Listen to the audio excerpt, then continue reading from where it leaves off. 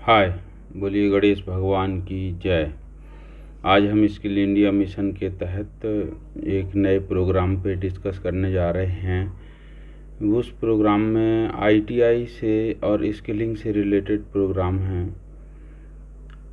नीति आयोग के द्वारा 2018 में आकांक्षी जिला योजना प्रारंभ किए गए थे। आपको मालूम होना चाहिए कि UNDP United nation development plan जो है प्रोग्राम प्लान, उसके सूचकांक जारी हुए जैसे 40 पॉइंट पे, तो उसी के तर्ज पे हमारे यहाँ नीति आयोग के द्वारा भी इंडिया में डेवलपमेंट प्लान जो है वो तैयार किए जाते हैं। उस पर एक बिंदु आता है, वो कहलाएगा financial inclusion and skill development, जिस पे 10% का वेटेज रहता है, भार है उतना। तो बात ये आ जाती है कि जो अंडर डेवलप्ड डिस्ट्रिक्ट हैं, अविकसित ऐसे जिला जहाँ पर आज भी विकास के मूलभूत ढांचे जो जीविकोपार्जन के लिए जनता के पास तक नहीं पहुंच पाए, चाहे वो शिक्षा के विषय में हो, चाहे स्किलिंग के लिए हो, चाहे स्वास्थ्य के लिए हो, और चाहे वो बैंकिंग सेक्टर के लिए हो। तो उन जिलों को चिन्हित करके नीति आयोग के द्वारा उन जिलों को आकांक्षी जिला, एस्पाइरेशनल डिस्ट्रिक्ट का नाम दिया गया। जरूरी नहीं कि हर राज्य से आकांक्षी जिला मिले हों, परंतु कुछ ऐसे माने हर राज्य में कुछ ऐसे जिले भी मिले हैं जहाँ पर कई ऐसी बिंदुओं पर बुनियादी ढांचा के आधार पे विकास नहीं हो पाया था। तो उन आकांक्षी जिलों को आज हम देखना चाहेंगे कि जो स्किल डेवलपमेंट की 10% में से 5% की वेटेज वाली जो प्रभाव है, जिसके तहत ये एजुकेशन की बात नहीं, ये स्किल डेवलपमेंट की बात है। तो वहाँ पर किस तरीके के स्टेप्स सेंट्रल गवर्नमेंट के द्वारा लिए गए या राज्य सरकार के द्वारा लिए गए स्किलिंग प्रोग्राम के लिए उन जिलों के रहवासियों के लिए।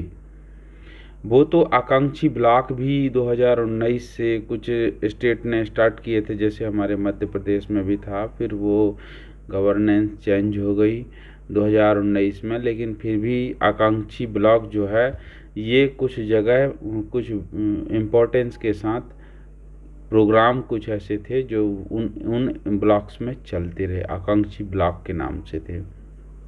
हम बात कर रहे हैं आकांक्षी जिला।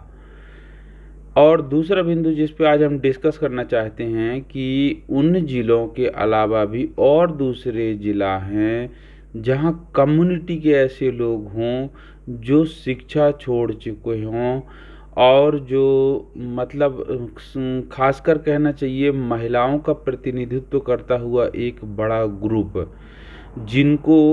जिनको कि उनके हुनर, उनके कौशल को परिभाषित करने के लिए अथवा उनकी इच्छा शक्ति को बढ़ाते हुए, उनको हुनरमंद, उनको स्किल्ड बनाते हुए, प्रमाणीकरण प्रमाण पत्र देते हुए उनको जीवन को स्टार्ट किया जाए। तो ऐसे जो कम्युनिटी पॉलिटेक्निक कॉलेज खोले गए जिनसे स्किल डेवलपमेंट के प्रोग्राम स्टार्ट किए गए।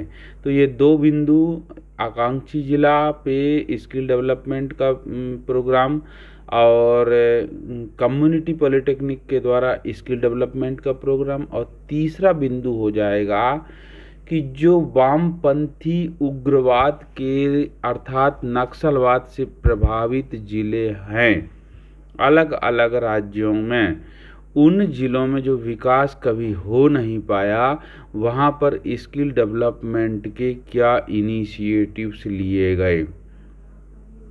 तो नमस्कार दोस्तों, आज हम इन वीडियो में 3 बिंदुओं पर डिस्कस करेंगे। बोलो गणेश भगवान की जय।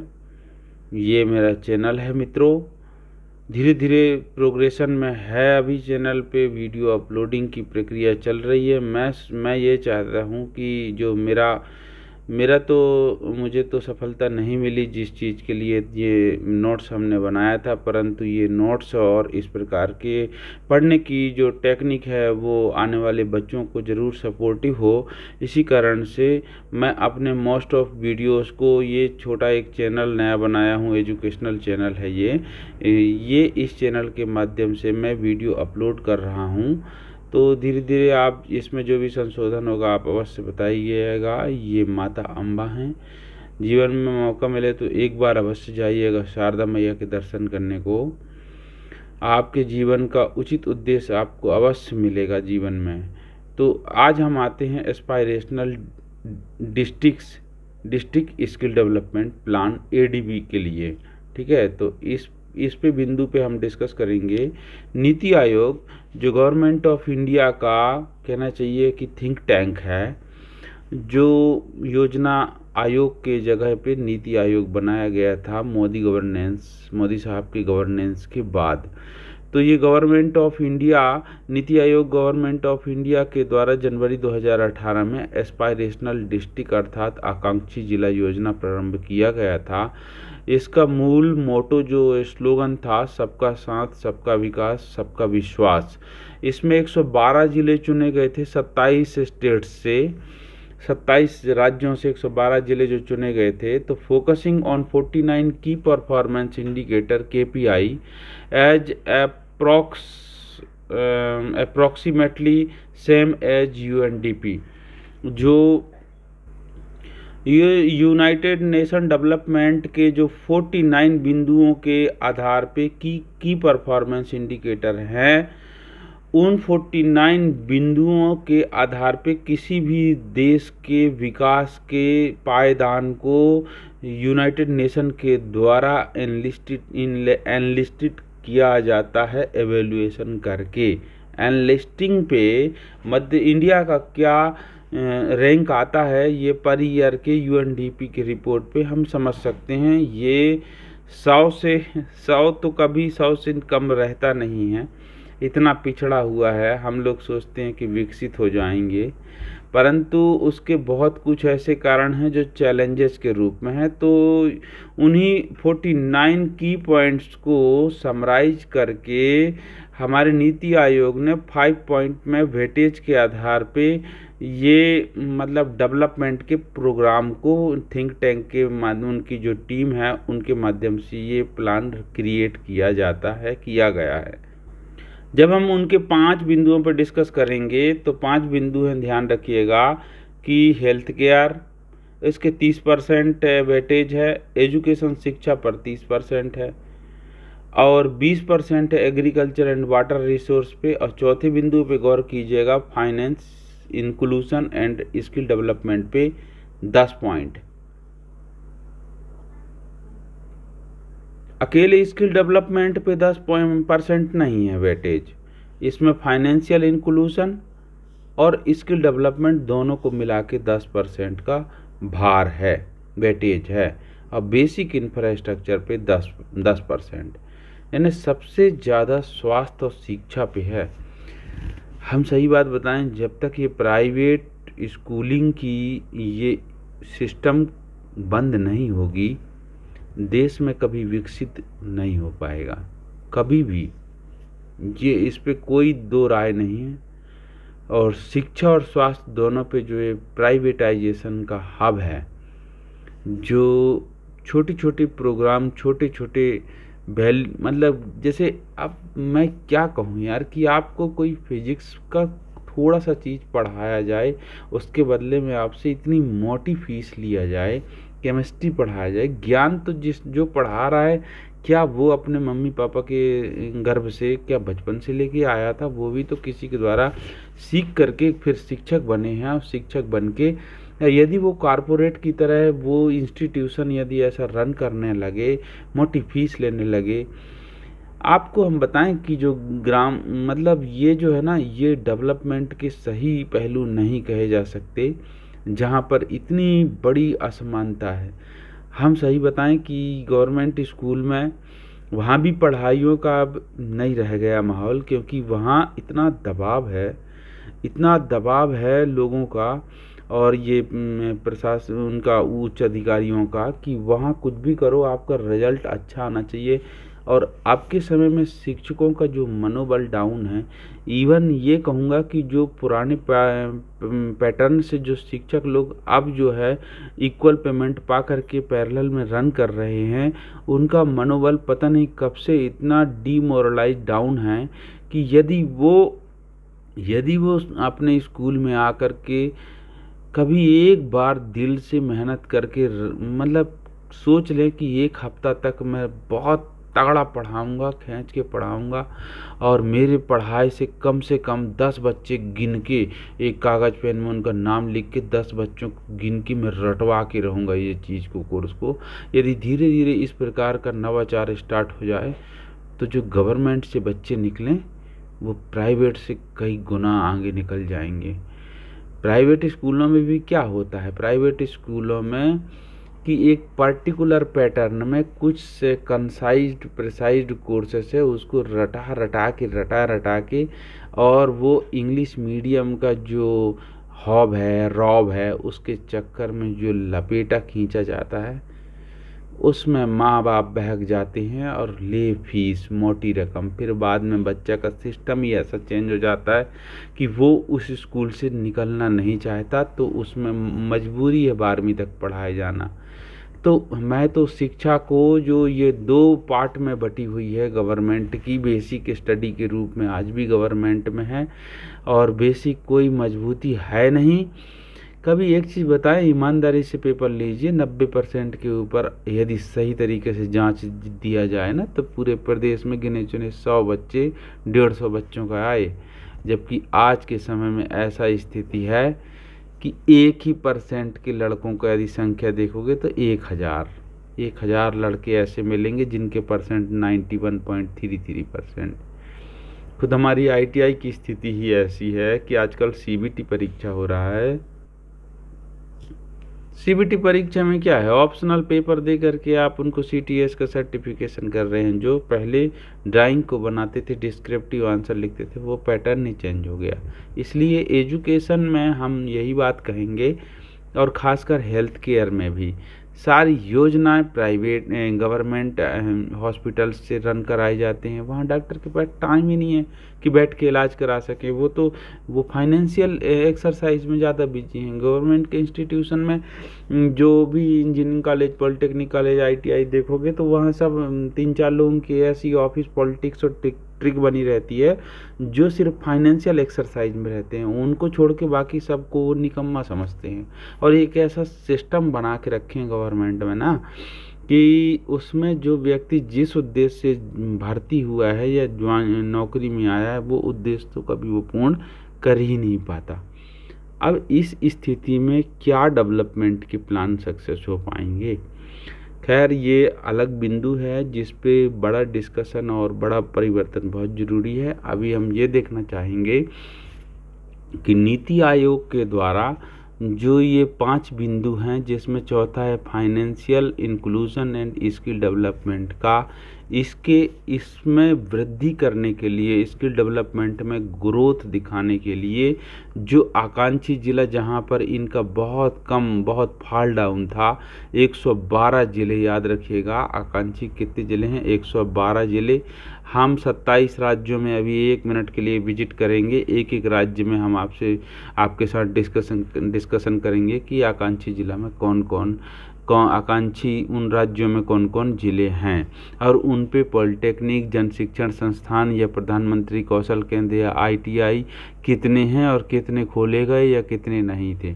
अब हम आते हैं मिनिस्ट्री ऑफ स्किल डेवलपमेंट, जिसके द्वारा ये चौथा पॉइंट, स्किल डेवलपमेंट को के 10% में से बचा कुचा जो 5% है उसकी डेवलपमेंट या ग्रोथ के लिए क्या इंक्लूशंस लिए गए। तो MSDE for aspirational development program में कौन कौन पार्टी आते हैं? NSDC, MSDE के अंदर NSDC और एनएसडीसी का क्या रोल होगा, तो एनएसडीसी के रोल को एसएससी प्ले करते हैं। कैसे करते हैं? प्रधानमंत्री कौशल केंद्र और प्रधानमंत्री कौशल विकास योजना के माध्यम से।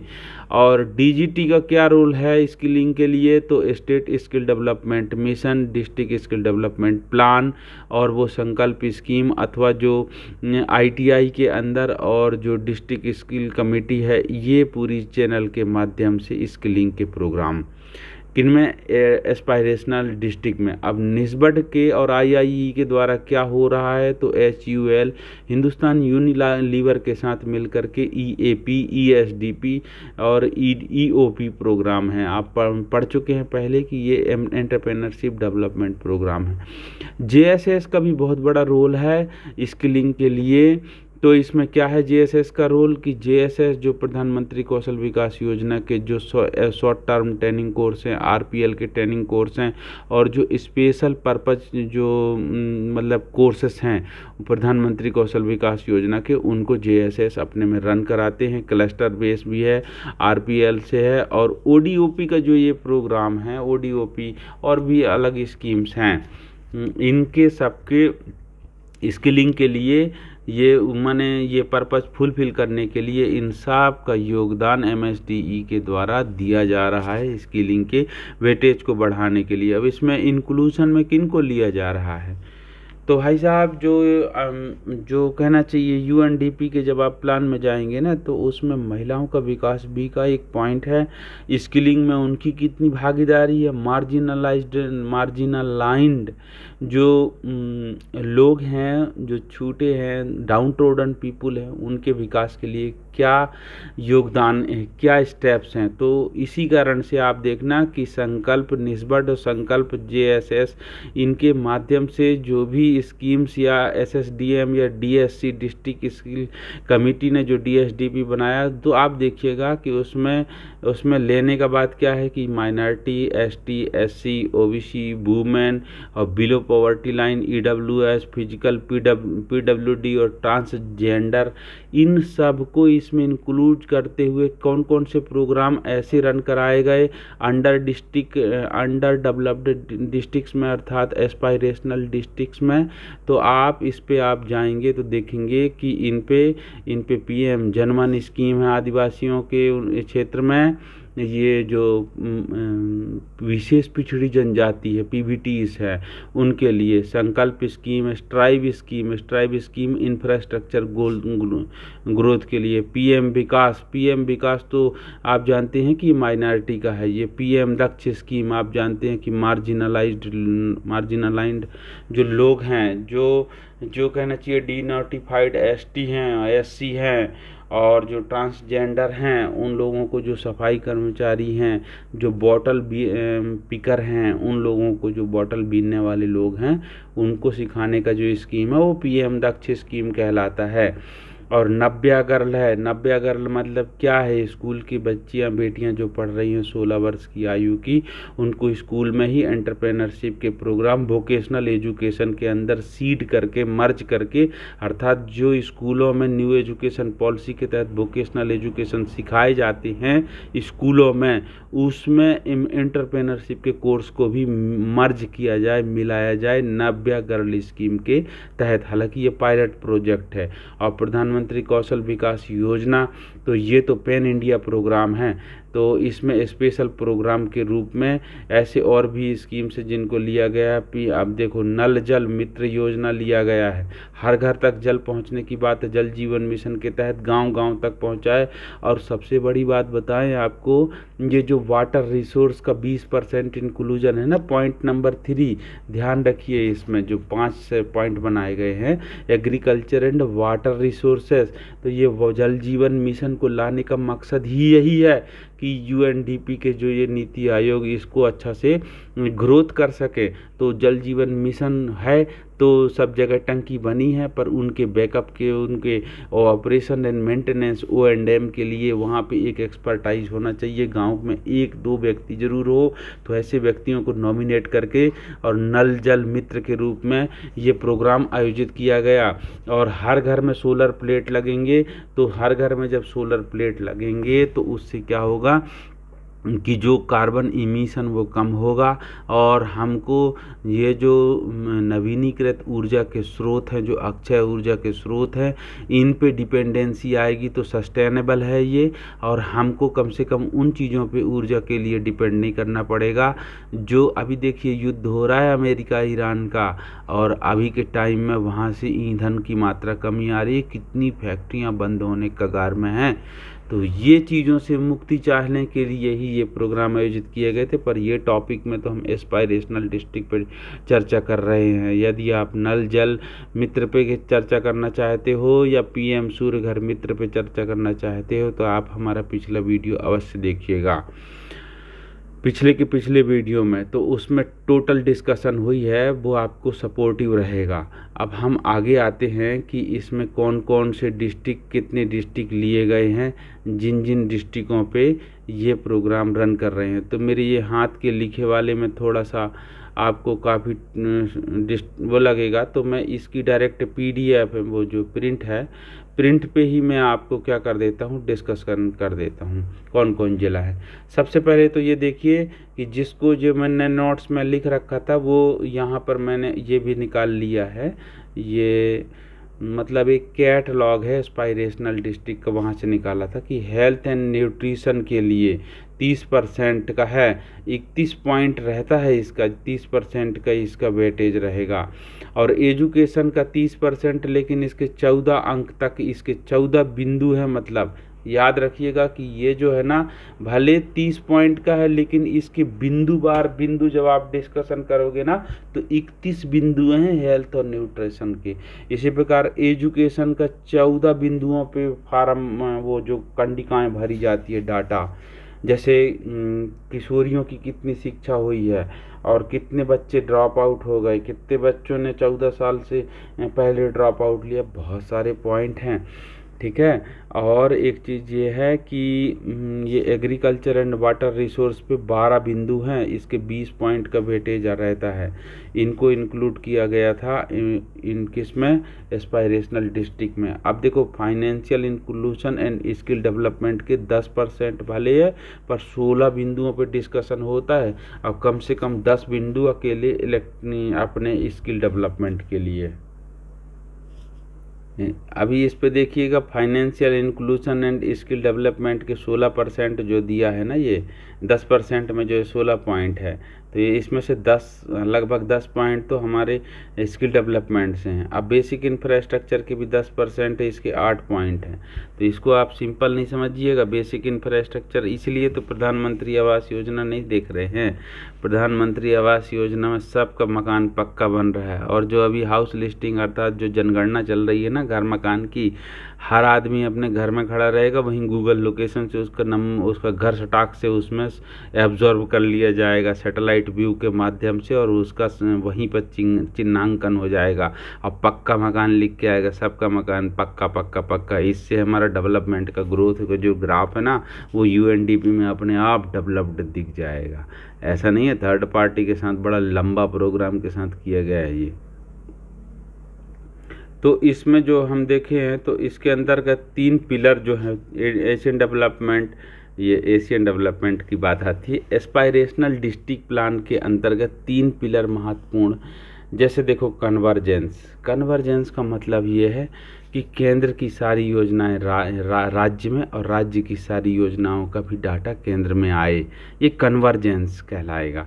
और उसके बाद कोलाबोरेशन भी प्रॉपर हो। यदि केंद्र सरकार ने कोई स्कीम लाया है तो राज्यों को भी उन स्कीम को इम्प्लीमेंट करना चाहिए। अभी आप रिपोर्ट में देखिएगा, एस्पायरेशनल डिस्ट्रिक्ट प्रोग्राम से वेस्ट बंगाल अलग हो गया था, वो आज भी अलग रहा है, और वहाँ इलेक्शन भी होने वाले हैं। देखो कंपटीशन मतलब ये कहला रहा है कि इसमें ये देखना है कि उन डिस्ट्रिक्ट के लोगों को, डिस्ट्रिक्ट के जो पर्टिकुलर प्लान है उसके माध्यम से भी हो कि नहीं, हम कब मुक्त होंगे, नहीं हम उस जिला से पहले हम इस जिला को विकसित जिला बनाएंगे। इस प्रकार की होड़ करने के लिए पारितोष यानी अवार्ड देने की जो टेक्निक है वो भी जनरेट की गई थी। तो हम स्टार्ट करेंगे कौन कौन से जिला है जो आकांक्षी जिला में आते हैं, कौन कौन से राज्यों में। जम्मू कश्मीर में है कुपवाड़ा और बारामूला, हिमाचल प्रदेश में है चंबा, ठीक है, पंजाब में है मोगा, देखो पंजाब में मोगा, फिरोजपुर। उत्तराखंड में है ऊधम सिंह नगर और हरिद्वार। हरिद्वार जैसे बड़ा ज़िला भी, मतलब हरिद्वार टाउन को छोड़ करके ज़िला तो एस्पायरेशनल है। अब आएंगे आप हरियाणा में, तो हरियाणा में मेवात है। जो राजस्थान है वहाँ धौलपुर, करौली और जैसलमेर और सिरोही और बारन, ये कहाँ हैं, राजस्थान के ज़िला हैं। अब आप उत्तर प्रदेश में आएंगे तो चित्रकूट है ना, फतेहपुर और बहराइच, श्रावस्ती, बलरामपुर, सिद्धार्थनगर, चंदौली और सोनभद्रा, ये ज़िला हैं उत्तर प्रदेश के। बिहार में देखिए कितना लंबा ज़िला का लिस्ट है। तो सीतामढ़ी, अररिया, पूर्णिया, कटिहार, मुजफ्फरपुर, फिर बेगूसराय, फिर खगड़िया, बांका और शेखपुरा, औरंगाबाद, गया, नवादा और जामुई, इतने ज़िला हैं यहाँ पर, आकांक्षी ज़िला। कहाँ, बिहार में। अब आते हैं हम सिक्किम में। सिक्किम में है खुद वेस्ट सिक्किम और नागालैंड का है कीफेर, ये नागालैंड का ज़िला है, याद रखिएगा। अब हम आते हैं मणिपुर में, तो मणिपुर में चांदेल, और ये दिया है मिजोरम में मौमी, त्रिपुरा में धालाई और मेघालय में है रिभोई, ये ज़िला हैं। आसाम पे आते हैं तो ये है गोलपाड़ा, फिर बारपेटा, फिर हल्लाकादी और बक्सा, फिर दारांग, फिर उदालगिरी, फिर धुबरी, ये ज़िला हैं। झारखंड में तो ज़िलों की लिस्ट देखिए, झारखंड में गढ़वा, फिर है चतरा, फिर गिरिडीह, गोड्डा, फिर साहिबगंज, पाकुर, बोकारो, लोहारदगा, और है पूर्वी सिंहपुर, पलामू, लातेहार, हजारीबाग, रामगढ़, दुमका, रांची। बताइए झारखंड की राजधानी क्या है, रांची, और वो भी आकांक्षी ज़िला में है। फिर कुंती, गोमला और सिमदेगा और पश्चिमी सिंहपुर, बहुत ज़्यादा है रांची में। अब उड़ीसा में आते हैं तो धेंकुल और गजपति, फिर कंधमाल, फिर बालांगीर, फिर कालाहांडी और रायगढ़, फिर कोरापुट, मलकानगिरी और नवरंगपुर, फिर नौपाड़ा, ये हो गए उड़ीसा के। अब आएंगे छत्तीसगढ़ में भैया, तो छत्तीसगढ़ में कोरबा, राजनांदगांव, महासमुंद, कांकेर, नारायणपुर, दंतेवाड़ा, बीजापुर, बस्तर। अभी और बचते हैं क्या, हाँ हैं, बीजापुर, बस्तर के बाद आ जाओ तो आप ये कोंडागांव और सुकमा। अब आओ मेरे प्यारे मध्य प्रदेश में, तो इसमें छतरपुर, दमोह, बड़वानी, राजगढ़, विदिशा, गुना, सिंगरौली और खंडवा। सिंगरौली को तो ऊर्जा राजधानी कहते हैं, पर ऊर्जा कोयला निकल रहा है ज़मीन और वो विकास नहीं है मगर वहाँ पे, इसलिए वहाँ उसको बाढ़न है एक्चुअली उसका हेड ऑफिस। फिर ये लिखा है क्या, गुजरात में देखो दाहोद और नर्मदा, ये भी आकांक्षी ज़िला में शामिल किए गए हैं। महाराष्ट्र में नंदुरबार, वाशिम, गढ़चिरौली और ओस्मानाबाद है इतने। फिर आंध्र प्रदेश में देखना तो विजयनागरम, विशाखापट्टनम, वाईएसआर कड़पा जो है ना, यहाँ पर ये आकांक्षी ज़िला है। अब कर्नाटका में आओगे तो रायचूर, यादगीर, और केरला में है वायनाड, जहाँ से राहुल गांधी सांसद होते हैं। और तमिलनाडु में देखना विरुधुनगर है, फिर रामनाथपुरम है, और अरुणाचल प्रदेश में है नामसाई, तेलंगाना में है आसिफाबाद, फिर जयशंकर भूपालपाई, ये नाम है। और 112वां नंबर है भद्राद्री कोथागुडेम, ये नाम है भैया, ये तेलुगु तेलगम का नाम है। तो इतने डिस्ट्रिक्ट इस पे इंक्लूडेड हो गए हैं। ठीक है, अब ये जो आप देखिएगा तो इसमें स्किल डेवलपमेंट के कौन कौन से बिंदु हैं जिस पे हम एस्पायरेशनल डिस्ट्रिक्ट पे इन प्रोग्राम को रन कराने के लिए प्रयास किए गए। देखो, percentage of youth certified in short term training course, ये पहला बिंदु है कि कौन कितने युवा जो है शॉर्ट टर्म ट्रेनिंग कोर्स से 15 से 19 साल के बीच के युवा प्रमाणित हुए। अब इसमें कहता है दूसरा बिंदु कि percentage of certified youth employed, यानी कितने युवा जो प्रमाणित हुए थे शॉर्ट टर्म कोर्स से 15 से 29 साल के, उनमें से कितने युवा नौकरी पे लग गए। तीसरा बिंदु कहता है स्किल डेवलपमेंट के जो आपने याद कीजिए 16 बिंदु पे चर्चा होना था, तो इसमें हमारे कितने बिंदु आते हैं, 2 हो गए। तीसरा बिंदु पे देखिएगा कि अप्रेंटिसशिप में कितने जो युवा हैं वो CTS कोर्स करने या शॉर्ट टर्म कोर्स के बाद अप्रेंटिसशिप में आए। इसके बाद स्किलिंग प्रोग्राम के लिए फिर आगे कहता है कि RPL के माध्यम से जो स्कूल से छोड़े हुए स्किल्ड लोग हैं उनको कितने लोगों को प्रमाणीकरण दिया गया, मान्यता दिया गया। पांचवा बिंदु है कि ट्रेंड वुमेन कितने थे, कितनी गर्ल्स थे, ट्रेंड SC कितने थे, छठवां बिंदु। यानी पाँचवें के ही ये और सेक्टर में बांटा गया है मार्जिनलाइज्ड को। तो पाँचवें का पहला होगा वुमेन, पाँचवें का दूसरा है SC, पाँचवें का तीसरा है ST और पाँचवें का चौथा है OBC, पाँचवें का पाँचवा है माइनॉरिटी और पाँचवें का छठवां है PWD। इसने कितने लोग, ये 5 बिंदु हैं भाई साहब जिन बिंदुओं पे डिस्कशन होगा और इन बिंदुओं पर डिटेल से जानकारी ली जाती है आकांक्षी एस्पायरेशनल डिस्ट्रिक्ट प्रोग्राम में कि इन बिंदुओं के आधार पे ये बताना है कि कितने लोगों को ये इस प्रोग्राम से बेनिफिट मिला है या उधर कितना ग्रुप। अब जो दूसरा बिंदु, अब जो ये मैं आपके सामने रिपोर्ट रख रहा हूँ, ये रिपोर्ट नीति आयोग के द्वारा ही जारी किया गया है। ये मिनिस्ट्री ऑफ स्किल डेवलपमेंट के द्वारा जारी किया गया है अपने बिंदुओं को रखते हुए कि स्किलिंग प्रोग्राम के लिए जो पॉइंट है master plan for aspirational district. हम इस रिपोर्ट पे डिस्कशन करते हैं आगे कि ये रिपोर्ट क्या प्लान है, मतलब master plan for aspirational district, वही बात जो मैं इसी से लिखा था एक्चुअली। तो इसके इस बिंदु पे आपका मैं ध्यान आकर्षित करना चाहूँगा। यहाँ से ये जो बिंदु क्रमांक 1 है इस पे ध्यान आकर्षित करना चाहेंगे। तो with focus to intervene in backward district which rank poorly in important social indicator, अर्थात जो सामाजिक जो इंडिकेटर है, बिंदु है, संकेतक हैं, बिंदु KPI की तरह ना, उनके जो पिछड़े जिला हैं उनको फोकस करके ये नीति आयोग के द्वारा 115 एस्पायरेशनल डिस्ट्रिक्ट जो है तैयार किए गए थे।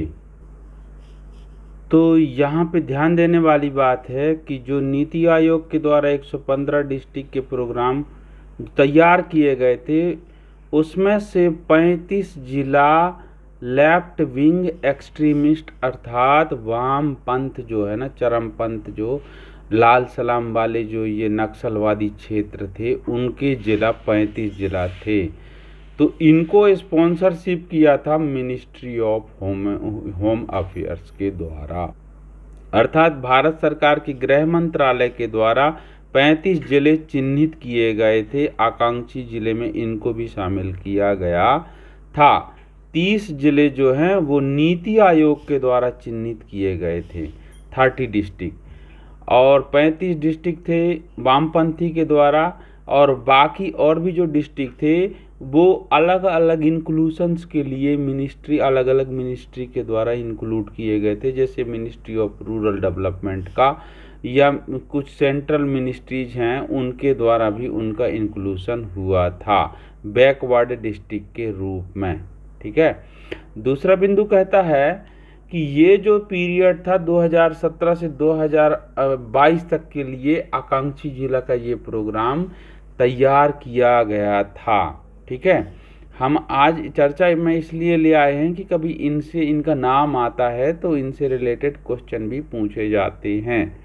ठीक है, तो इसमें जैसे हेल्थ और हेल्थ न्यूट्रिशन, ये जो पॉइंट हैं, इन पॉइंटों पे हम जो डिस्कस किए थे वो यही पॉइंट यहाँ पर फिर रिपीट आते हैं कि पहला हेल्थ एंड न्यूट्रिशन पे 30%, एजुकेशन पे 30%, एग्रीकल्चर पे 20%, financial inclusion and skill development पे 10% और बेसिक इंफ्रास्ट्रक्चर पे 10%। इन बिंदुओं पर प्रोग्राम प्रोग्रेस के आधार पर ही ये आकांक्षी जिलों का निर्धारण किया गया था और उनके वेटेज के साथ साथ उनके बिंदु भी थे। तो हम स्किल डेवलपमेंट के किन किन बिंदुओं पे कितना पॉइंट था, तो जैसे अभी हम थोड़ी पहले स्क्रॉल करके पुराना जो एक और वीडियो था जो उसमें डाटा था, उसमें हमने सिर्फ उनके बिंदु देखे थे। अब हम उनके पॉइंट देखेंगे कि ये 5% में परसेंटाइल डिवीज़न कैसे है। नंबर 1 पॉइंट है कि 15 से 18 साल तक के कितने युवा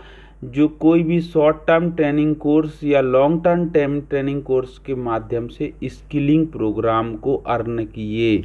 उसके लिए जो है 1.25 की प्रतिशत के साथ 25 बिंदु का 25 पॉइंट का वेटेज आता है।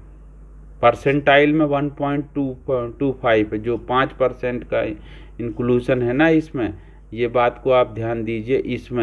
इसमें जो ये financial inclusion and skill development कितना परसेंट, 10%। अर्थात हमारे हिस्से कितना आया फाइनेंशियल इंक्लूजन को काटा जाए तो स्किल फॉर्मेशन के लिए आया 5%। तो वो 5% क्या क्या चीज़ में बटा, तो याद रखिएगा कि 1.25% जो है शॉर्ट टर्म या लॉन्ग टर्म ट्रेनिंग कोर्स के माध्यम से 15 से 18 वर्ष के बीच के, 18 नहीं है यार, वो 28 वर्ष है, 29 वर्ष के बीच के जो युवा हैं, 29 से कम, कितने लोगों ने शॉर्ट टर्म या लॉन्ग टर्म ट्रेनिंग कोर्स के माध्यम से स्किलिंग किया, तो उसके 1.25% होगा।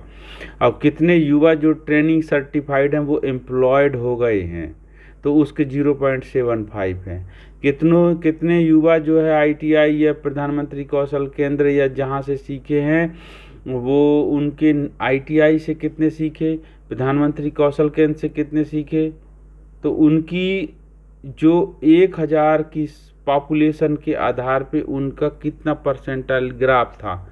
जैसे किसी जिला की आबादी बहुत ज़्यादा है तो वहाँ पर ये ITI प्रधानमंत्री कौशल केंद्र अर्थात इस प्रकार के शॉर्ट टर्म ट्रेनिंग कोर्स वाले जो सीट है उनकी संख्या भी ज़्यादा होनी चाहिए, क्योंकि यदि कम है तो वहाँ की आबादी में तुम प्रति 1000 के रूप में भाग दे के आबादी में जब निकालोगे तो उसका ग्राफ घट जाएगा। आबादी बढ़ी तो वहाँ सीट की संख्या भी ज़्यादा होनी चाहिए। और ITI का यदि लिमिटेशन से तो प्रधानमंत्री कौशल केंद्र और दूसरे NSDC एकेडमी और दूसरे माध्यम से भी शॉर्ट टर्म ट्रेनिंग कोर्स में इंक्लूजन बनना चाहिए, तो 1.25 उसका है। फिर कितने जो है RPL के माध्यम से, यानी नॉन फार्मल कोर्स जो परीक्षा पढ़ाई छोड़े हुए लोग हैं, जो स्किल्ड लोग हैं, उनको RPL के माध्यम से स्किलिंग किया गया, 1.25% उसका भी वेटेज है। सोचने वाली बात है। अब इसमें कितने मार्जिनलाइज्ड को, वुमेन को, SC ST OBC PWD को भी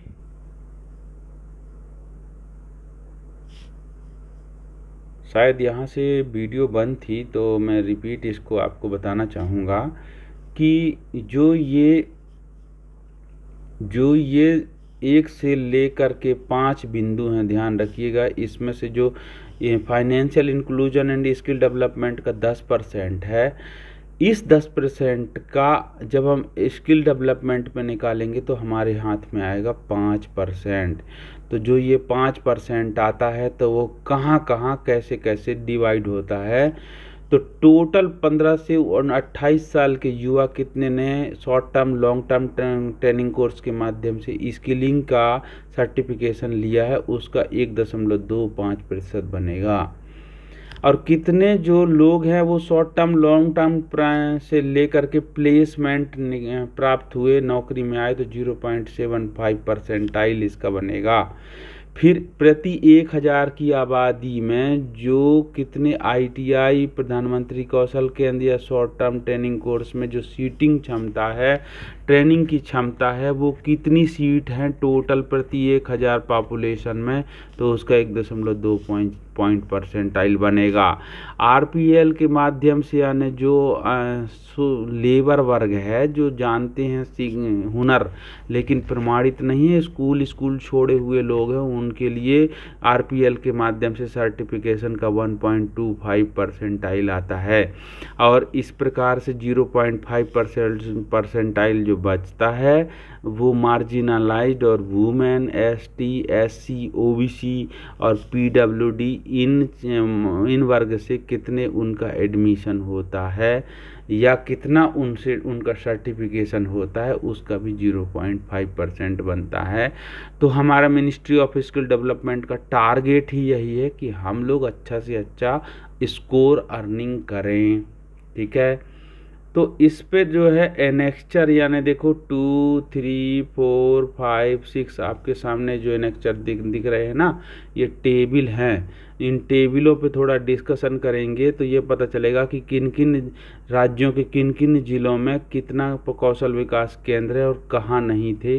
तो याद रखना कि there are many district where no skill training infrastructure is available, neither ITI nor Pradhanmantri Kaushal विकास योजना सेंटर। अर्थात एक ऐसे जिला थे कुछ राज्यों के जहां ना तो पॉलिटेक्निक कॉलेज, ना प्रधानमंत्री कौशल विकास केंद्र, ना प्रधानमंत्री कौशल विकास योजना के ट्रेनिंग सेंटर्स, ना एनएसडीसी एकेडमी और ना वहां पर आईटीआई पाए गए। तो उनकी लिस्ट देखते हैं हम कौन कौन हैं। तो देखिए कि सबसे पहला जो नाम आता है वो ऐसे जिलों का नाम बताइए जहां पर आईटीआई नहीं थे। तो 2 जिला, एक नामसाई और एक है किफेर। तो हम आपको बताएंगे कि ये नामसाई और किफेर कहाँ हैं। तो ये नामसाई और जो किफेर हैं ये अरुणाचल प्रदेश में हैं। ठीक है, अब ऐसे जिला जहां पर प्रधानमंत्री कौशल विकास केंद्र की योजनाओं के सेंटर ही नहीं हैं, तो नामसाई, गढ़चिरौली, पाकुर, फिर साहिबगंज, खगड़िया, वासिम, चंदेल, माहिम और खीपरे, कालाहांडी। तो इन जिलों में प्रधानमंत्री कौशल विकास केंद्र ही नहीं है। वेस्ट सिंहभूम और ये है धलाई, वेस्ट सिक्किम और ये इतने जिलों के अब आते हैं कि ऐसे कौन से ज़िले हैं जहां प्रधानमंत्री कौशल केंद्र भी नहीं हैं। प्रधानमंत्री कौशल विकास योजना की ट्रेनिंग पार्टनर के अलावा कौशल केंद्र कहाँ कहाँ नहीं हैं। तो आप देखेंगे इस पर तो पूरी लंबी लिस्ट है, 29 जगह जिला हैं जहां प्रधानमंत्री कौशल केंद्र नहीं हैं।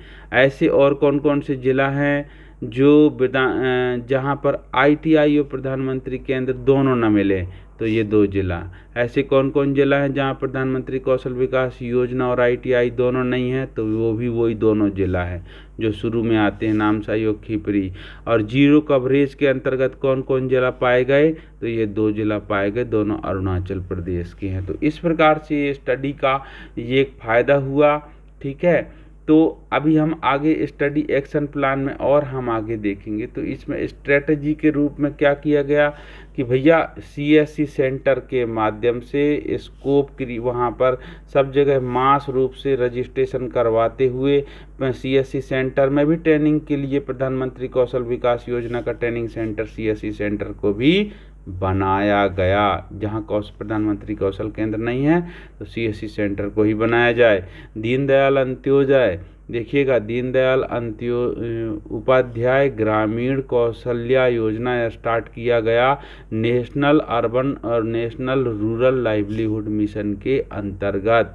तो इस प्रकार से जो ये प्रोग्राम रन कराए गए, प्रधानमंत्री कौशल विकास योजना हमारा महत्वपूर्ण है।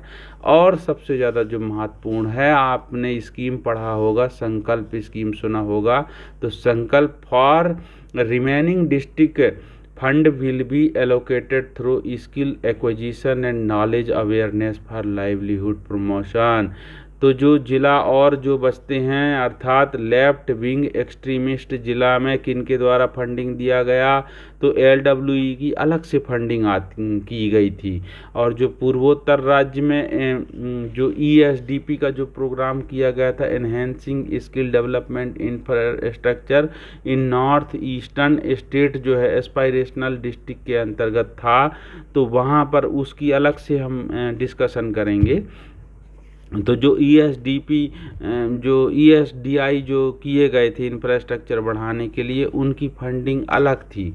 और जो जितने ज़िला इन दोनों को छोड़ करके, अर्थात जो लेफ्ट विंग के ज़िला को छोड़ करके और पूर्वोत्तर राज्यों के ज़िला को छोड़ करके बाकी जो ज़िला बचते हैं, उनमें संकल्प का फंड यूज करके आकांक्षी ज़िलाओं में या तो प्रधानमंत्री कौशल केंद्र के लिए, या प्रधानमंत्री कौशल विकास योजना के ट्रेनिंग सेंटर के लिए, या ITI के लिए, या स्किल डेवलपमेंट ट्रेनिंग से हम जो क्या बोलते हैं कि SDC स्किल डेवलपमेंट सेंटर्स खोले गए थे, SDC खोले गए थे उन ज़िलों में, याद कीजिए, तो उन ज़िलों के ब्लॉक में खोले गए थे।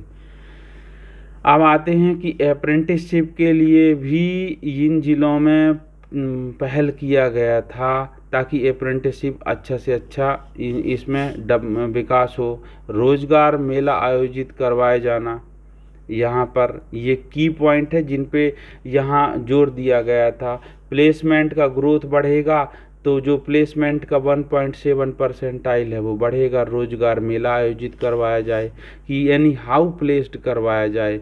अप्रेंटिसशिप के माध्यम से भी उनकी ट्रेनिंग को अपडेट किया जाए, अपग्रेड किया जाए, प्लेस्ड के रूप में वो पैरेलल में रन कर सके।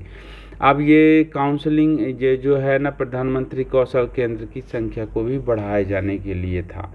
फिर आगे हम जब इस पे देखेंगे तो इसमें 27 राज्य के 115 ज़िले जितने हैं, उन सब में कुछ न कुछ स्पेशल प्रोजेक्ट के रूप में शॉर्ट टर्म ट्रेनिंग कोर्स को ये जो NSDC एकेडमी है, वो NSDC एकेडमी के माध्यम से भी ये देखो वहाँ पर शॉर्ट टर्म ट्रेनिंग कोर्स को रन कराया जाना, ये भी एक बहुत बड़ा स्पेशल प्रोजेक्ट के रूप में कार्यक्रम स्टार्ट किया गया था।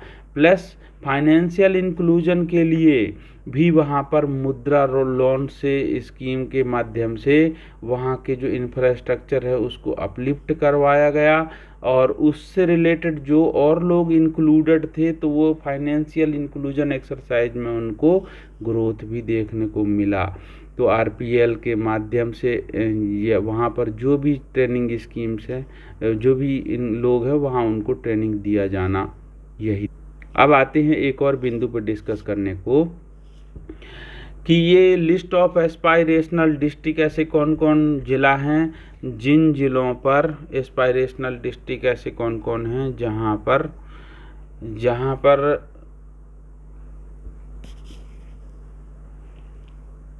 नीति आयोग के जिला राज्यवार कौन कौन कहलाते हैं। पहली बात जो हमने चर्चा किया था कि 30 जिला नीति आयोग से और 35 जिला लेफ्ट विंग एक्सट्रीमिस्ट से थे, और जो जैसे दूसरे मिनिस्ट्रियों के पूल से आए थे वो जिला और कौन कौन से थे। तो सबसे पहले हम तो सबसे खतरनाक है जो लेफ्ट विंग एक्सट्रीमिस्ट में है, जो 35 जिला है, तो देखिए आंध्र प्रदेश का विशाखापट्टनम। यदि बिहार में जाओगे तो औरंगाबाद, बांका, गया, जमुई, मुजफ्फरपुर और है नवादा। ये इतने ज़िला बिहार के नक्सलवादी प्रभावित थे। छत्तीसगढ़ तो पूरा दुख झेल गया। छत्तीसगढ़ के कौन कौन जिला, तो छत्तीसगढ़ के देखो बस्तर, बीजापुर, दंतेवाड़ा, कांकेर और कोंडागांव, नारायणपुर, राजनांदगांव, सुकमा, इतने ज़िला ये किन से प्रभावित थे, नक्सलवादी से। झारखंड का ज़िला देखेंगे आप तो झारखंड के ज़िलों में लातेहार और लोहार, ये लिखा है लोहरदगा और पलामू, फिर पूर्वी सिंहपुर, रामगढ़, रांची और सिमदेगा, वेस्ट सिंहभूम, बोकारो, फिर क्या लिखा है चलत्रा, फिर दुमका, फिर ये लिखा है गढ़वा और गिरिडीह। तो इतने डिस्ट्रिक्ट और भी हैं भाई साहब कि गुमला, हजारीबाग और खूंटी, तो ये ज़िला हैं किसके, झारखंड के नक्सलवादी ज़िला। अब आते हैं हम महाराष्ट्र में, तो महाराष्ट्र में गढ़चिरौली, ठीक है, और उड़ीसा का है कोरापुट और मलकानगिरी। अब आते हैं तेलंगाना में है खम्मम। ये इतने ज़िला नक्सलवादी प्रभावित ज़िला थे, ठीक है। और नीति आयोग के ज़िला जो है, आप गौर करिएगा, तो नीति आयोग के जो ज़िला हैं वो नीति आयोग ने कुछ कुछ बिंदुओं पे, जैसे आसाम के दारंग, धोबरी और बारपाटा, बरपेला और गोलपारा, बक्सा, इतने ज़िला आसाम के। बिहार से जब हम देखेंगे तो ये लिखा है कटिहार, बेगूसराय और शेखपुरा, अररिया, सीतामढ़ी, ये बिहार के डिस्ट्रिक्ट है। अब आते हैं झारखंड में, तो ये है साहिबगंज और पाकुर। मध्य प्रदेश आते, ठीक है, मध्य प्रदेश में जब हम देखते हैं तो मध्य प्रदेश में दामोह, सिंगरौली और बड़वानी, विदिशा, खंडवा इतने डिस्ट्रिक्ट जो हैं, अर्थात दमोह, सिंगरौली, बड़वानी, विदिशा, खंडवा, ये नीति आयोग के द्वारा प्रस्तावित आकांक्षी जिला हैं। जबकि अदर पूल के माध्यम से आए हुए जिला थे छतरपुर, राजगढ़, ठीक है, राजगढ़, छतरपुर और गुना, ये 3 जिला अदर पूल से आए थे। तो इसको मैं थोड़ा स्लोली स्क्रॉल कर रहा हूँ, आप लोग इसको नोट कर लीजिएगा, और इसकी पीडीएफ कहेंगे तो हम आपको पीडीएफ भी सेंड कर देंगे। अब ऐसे कौन कौन से ज़िला हैं जहां पर प्रधानमंत्री कौशल विकास योजना के ट्रेनिंग सेंटर्स हैं 31 मार्च 2018 की स्थिति में, तो देखा जाए तो आंध्र प्रदेश में 26 सेंटर हैं। तो इस प्रकार से पूरे भारत में हम बहुत सारे सेंटर हैं, इसको एक एक पढ़ेंगे तो बहुत टाइम होगा।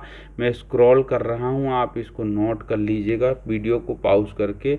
मैं पहले अपने मध्य प्रदेश के आकांक्षी जिलों में प्रधानमंत्री कौशल केंद्र के कितने यूनिट चल रहे हैं इस पर डिस्कस करूँगा। तो बड़वानी में 2, छतरपुर में 14, दमोह में 9, गुना में 6, खंडवा में 3, राजगढ़ में 10, सिंगरौली में 4 और विदिशा में 21। भाई साहब, विदिशा एक पहला ऐसा जिला है जो आकांक्षी जिला से हट के निकल रहा है।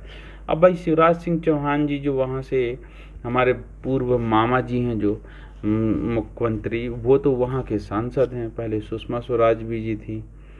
तो इस प्रकार से मध्य प्रदेश के गौरव हैं वो। अब मैंने इसको स्क्रॉल कर लिया हूँ, आप नोट कर लीजिएगा। अब आईटीआई की इंफ्रास्ट्रक्चर के बारे में देखा जाए तो जब ये 2018 तैयार हो रहा था तो आकांक्षी जिलों के अलावा भी कितने जिलों में कितने आईटीआई थे, तो ये इसको मैं थोड़ा स्लो मोशन में स्क्रॉल करता हूँ। इसको यदि मैं स्टडी करूँगा, पढ़ूँगा तो बहुत लंबा जाएगा, तो कृपया आप इसको पॉज करके आप इसको डिटेल अपने कॉपी में नोट्स में लिख लीजिएगा। आपके एग्ज़ाम के ओरिएंटेड है ये पूरा। मैं अपने मध्य प्रदेश पे पहुंच के ये बता सकता हूँ कि जैसे मध्य प्रदेश में है, तो मध्य प्रदेश में देखिए इसकी कॉलम की बिंदु कितनी आईटीआई, टोटल गवर्नमेंट कितनी और टोटल प्राइवेट कितनी है, और सीटिंग की कैपेसिटी कितनी है, पॉपुलेशन के आधार पे प्रति 1000 में सीटों का परसेंटाइल कितना है। तो इन बिंदुओं पे जब हम देखते हैं तो मध्य प्रदेश के देखो, मध्य प्रदेश के दमोह में टोटल आईटीआई दिख रहा है 7, 1 दिख रहा है गवर्नमेंट, 1 प्राइवेट और 6 दिख रहे हैं गवर्नमेंट के, ना 1 गवर्नमेंट और 6 प्राइवेट दिख रहा है। इसके 10 परसेंटाइल आ रहा है, देख लो, प्रति 1000 की आबादी में सीटों की संख्या यदि निकाली जाए तो प्रति 1000 की आबादी में 100 सीट आ रही है, 10 परसेंटाइल आ रहा है। और विदिशा में भी 10 परसेंटाइल, खंडवा में 13 रेशो मतलब कहना चाहिए, और राजगढ़ में 23 और बड़वानी में 4, सिंगरौली में 14, गुना में 13। तो ये जो डाटा है अब तो खैर बहुत चेंज हो चुका है। ये कोई आपको, आप जब देखोगे तो एस्पायरेशनल डिस्ट्रिक्ट प्रोग्राम का आपको सक्सेस स्टोरी मिल जाएगा। अभी एक चीज़ और आप आज इस वीडियो डिस्कशन में हम चर्चा में लाएंगे, वो है पॉलिटेक्निक कितने हैं जो सब मिशन के अंतर्गत, अर्थात जानते हैं वो क्या बोलते हैं उसको यार, उसको बोला जाता है कम्युनिटी पॉलिटेक्निक कॉलेज। वो कितने अंतर्गत उन स्टेट में जो उस जिले के आसपास, आकांक्षी जिले के आसपास या आकांक्षी जिला में होते हैं। तो आंध्र प्रदेश में ये लिस्ट है पॉलिटेक्निक कॉलेजों की। तो आंध्र प्रदेश में 3 है। अरुणाचल प्रदेश के जो नामसाई है वहाँ एक भी नहीं है, वहाँ तो पॉलिटेक्निक ITI भी नहीं थे। अब तो खैर सब जगह धीरे धीरे खुल गए हैं, 300 पॉलिटेक्निक खोले गए हैं। अभी हम उस पर डिस्कस करने जा रहे हैं। ये बिहार, ये छत्तीसगढ़ की कहानी आ गई। अब आते हैं झारखंड। ये झारखंड की कहानी दिख रही है, इनकी पूरी लिस्ट है। मध्य प्रदेश में देखा जाए तो दमोह और सिंगरौली में उनका खुद का पॉलिटेक्निक है। बड़वानी में भी है, विदिशा में, खंडवा में, छतरपुर और राजगढ़ में है। मतलब 1 2 3 4 5 6 7, एक नहीं, गुना में भी है, नीचे लिखा है गुना। तो याद रखिएगा मध्य प्रदेश के जो 8 आकांक्षी जिला हैं उनके 8 के 8 आकांक्षी में, है ना, 8 के 8 आकांक्षी जिला में पॉलिटेक्निक कॉलेज मध्य प्रदेश में उस समय भी थे। कब? 2018 में। तो ये पूरे इनके बारे में देख लीजिए आप, पॉलिटेक्निकों की लिस्ट 2018 की स्थिति में। अब जन शिक्षण संस्थान के लिए आते हैं आकांक्षी जिलों में कि कितने कितने जन शिक्षण संस्थान किस किस स्टेट के, मतलब स्टेट के अनुसार आकांक्षी जिलों में किन किन जिलों में हैं और कहाँ नहीं हैं।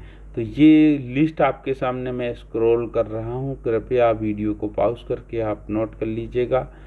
हम अपने ये देखते जाते हैं। तो देखा जाए तो बिहार में, बांका बेगूसराय में नहीं है। छत्तीसगढ़ में जन शिक्षण संस्थान बस्तर में है, कोरबा में है, राजनांदगांव में है, ठीक है। और बाकी बस 3 जगह है और कितने सारे डिस्ट्रिक्ट हैं जबकि।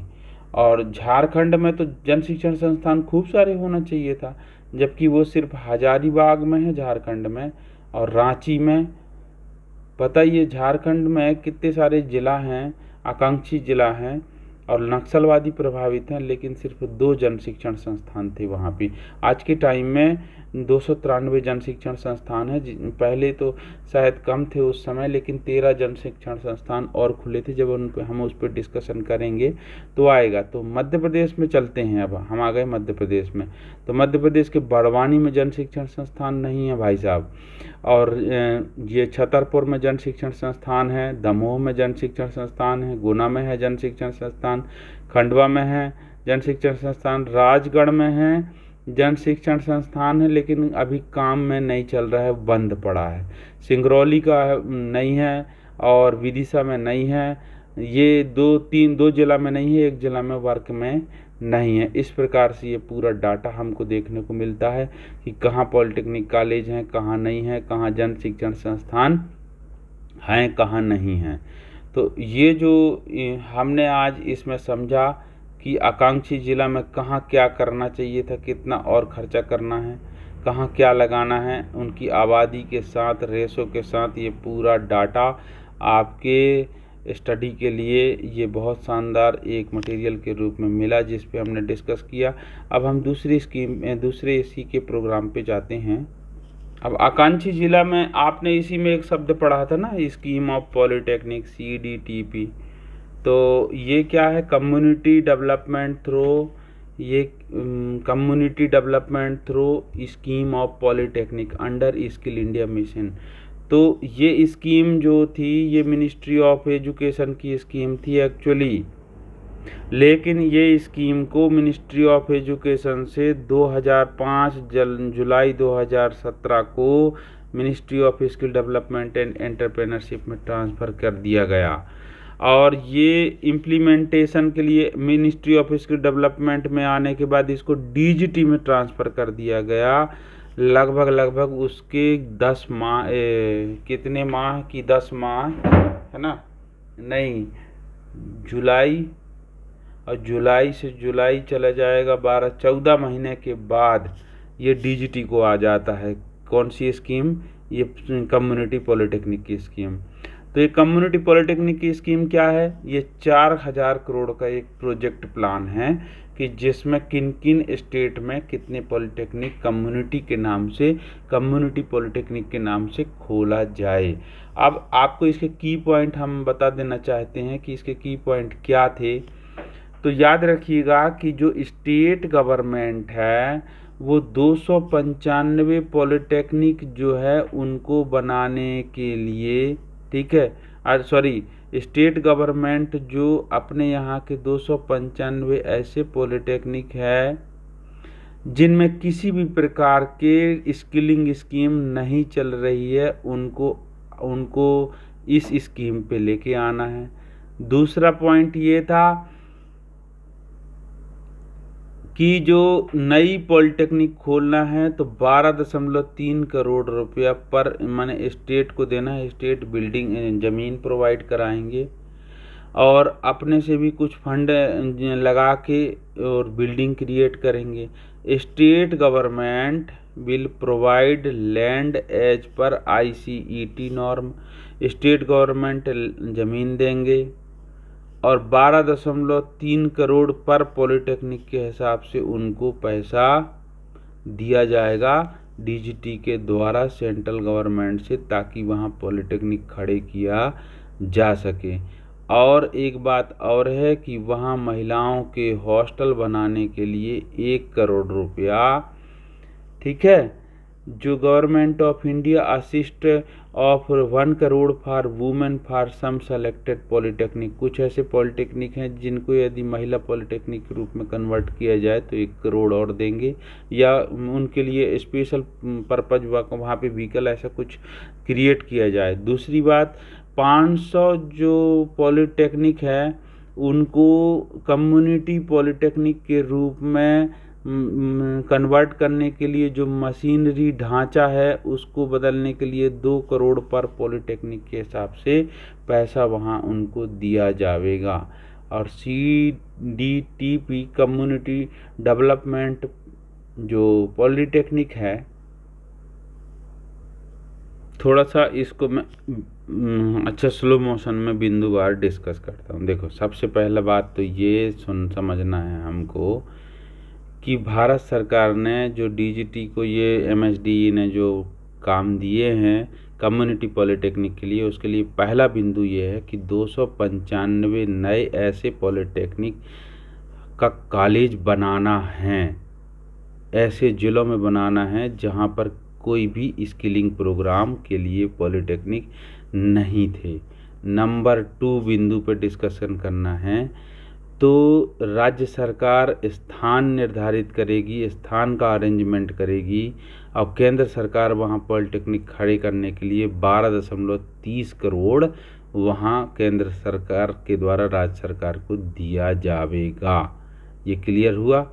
और चौथा पॉइंट है कि वहाँ वुमेन की सेफ्टी, हॉस्टलिंग, बोर्डिंग या उनके और भी जो इनिशिएटिव प्रोग्राम को डेवलप करने के लिए 1 करोड़ अतिरिक्त दिया जाएगा महिलाओं के लिए, सुरक्षा के लिए। और दूसरी बात ये कह रहा है कि लगभग 500 पॉलिटेक्निक ऐसे हों जो पहले से बने बनाए थे, पहले से चले आ रहे थे। उन 500 पॉलिटेक्निक में से प्रत्येक पॉलिटेक्निक को 2 करोड़ रुपया और ट्रांसफ़र किया जाएगा ताकि वो अपनी जो शैक्षणिक और जो ढांचा है उसको बदलाव ला सकें कुछ मशीनरी के रूप में। और चूँकि वो सोसाइटी है तो सोसाइटी के रूप में खुद से परचेजिंग कर सकें।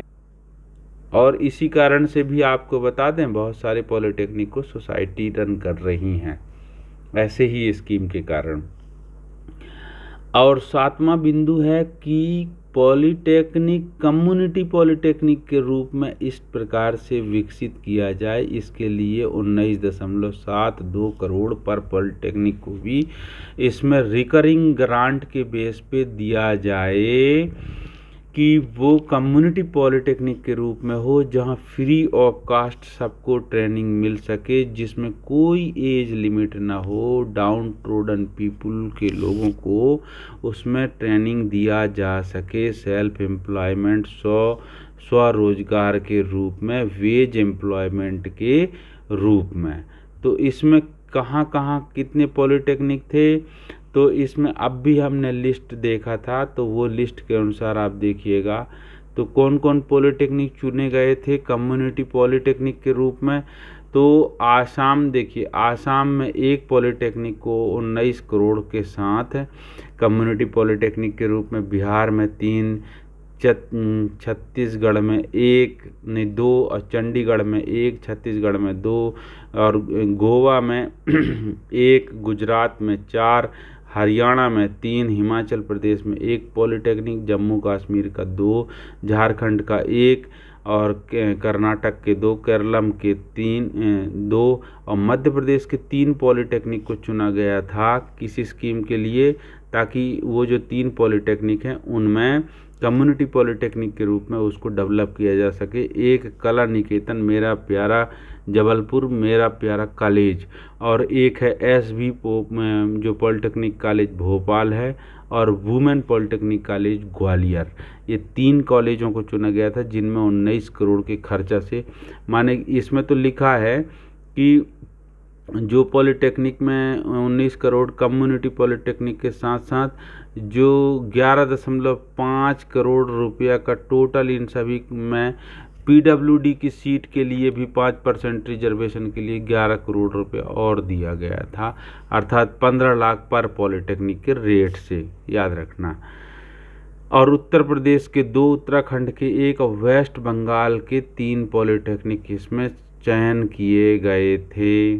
ठीक है, तो अब ये जो लिस्ट है इसको मैं स्क्रॉल कर देता हूँ आपको, तो आप देखिएगा कि न्यू पॉलिटेक्निक कितने बने, पुराने पॉलिटेक्निक को अपग्रेड कितने को किया गया, फिर इसके बाद जो महिलाओं के हॉस्टल के लिए कितने बने, और कम्युनिटी पॉलिटेक्निक कितने बनाए गए। तो ये मेरा रिटर्न हाथ का लिखा हुआ है, तो ये सब इसको जब आप स्क्रॉल करेंगे तो ये पूरा दिख जाएगा। मैं अपने मध्य प्रदेश का चर्चा कर देता हूँ कि मध्य प्रदेश में टोटल 21 पॉलिटेक्निक जो नए हैं वो नए 21 पॉलिटेक्निक बनाए गए, और पुराने जो पॉलिटेक्निक 31 पॉलिटेक्निक थे उनको अपग्रेड किया गया। अर्थात इस स्कीम के अंतर्गत 21 नए पॉलिटेक्निक मध्य प्रदेश में बनाए गए थे, 31 पॉलिटेक्निक जो है वो पुराने थे अपग्रेड किए गए, और इस प्रकार से गर्ल्स हॉस्टल के लिए लगभग 38 पॉलिटेक्निक चुने गए, जिसमें कुछ नए कुछ पुराने पॉलिटेक्निक थे।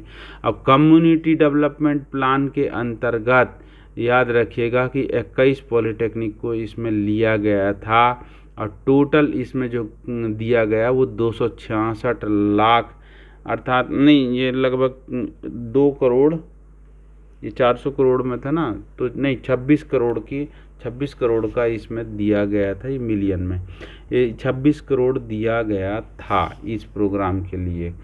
तो जो ये दिया है पीडब्ल्यू, जो मैंने आपके सामने ये चर्चा किया ना, इसके लिए मुझे सॉरी हूँ।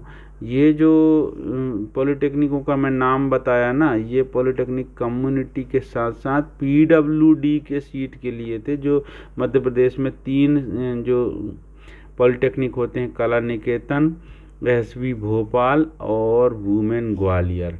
बाकी कम्युनिटी पॉलिटेक्निक उनकी लिस्टिंग के लिए उनके कौन कौन पॉलिटेक्निक चुने गए थे वो पर्टिकुलर आप जब इसके वेबसाइट उसमें जाएंगे डीजीटी में, तो यदि आप डाउनलोड करेंगे पीडीएफ तो उसमें पूरा मिल जाएगा। अब हम आगे आते हैं कि लेफ्ट विंग एक्सट्रीमिस्ट जो है ना, नक्सलवाद से प्रभावित जो जिला है 47 जिला में याद रखिएगा कि बाद में फिर 9 राज्य रहे, 10 राज्य चुने गए थे शुरू में इसमें कितने राज्य चुने गए थे, 10 राज्य के 48 जिला चुने गए थे, लेकिन बाद में एक राज्य हट जाने से यहाँ 9 राज्यों के 34 जिला आते हैं। जो एक राज्य हटा था वो वेस्ट बंगाल था, आप याद रखिएगा।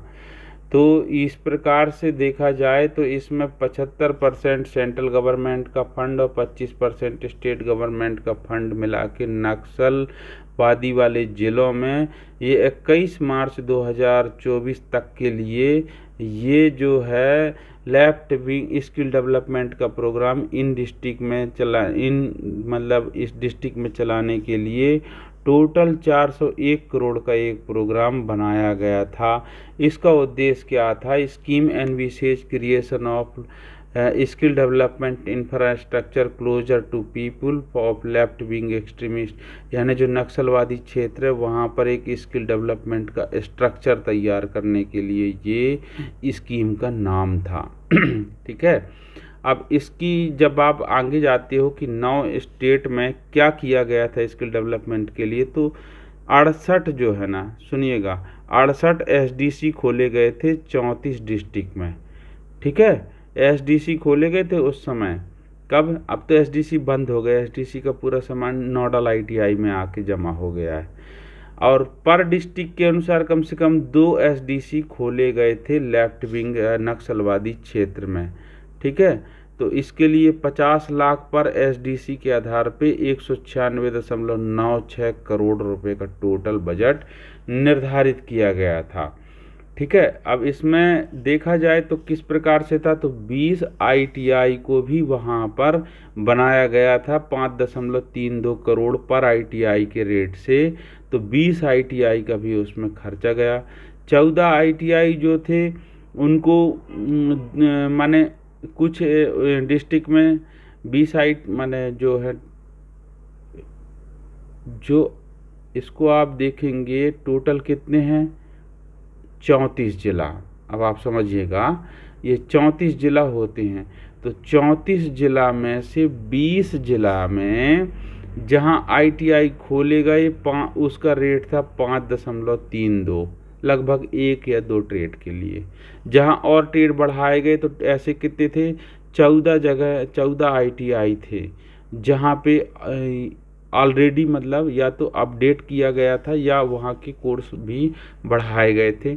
तो इस प्रकार से आईटीआई के लिए 140 और 102 करोड़ के ये 2 प्रोग्राम थे, यानी 140 और 102 252 करोड़ ये कहला गए।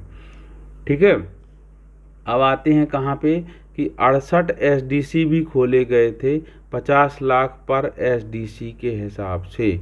ठीक है, अब स्किल डेवलपमेंट की जो ट्रेनिंग थी इसमें 5340 जो युवा हैं, इनको माने 5340 तो कम है, ये 5,340 युवा हैं लगभग 34 जिला के, उनको इसके माध्यम से लाभ मिला, प्रशिक्षण भी प्राप्त हुआ। अब आगे आएंगे कि इसमें वन टाइम ग्रांट था आईटीआई के लिए, आईएमसी के लिए या लेफ्ट विंग इन जिला के लिए, तो 1 करोड़ पर आईटीआई के हिसाब से, और टोटल दिया गया 47 करोड़, यानी 401 करोड़ टोटल इस प्रकार से योग में आता है कि ये 14 करोड़, ये 14 करोड़, ये 10 करोड़, ये 10 करोड़, ये 47 करोड़, ऐसे करके।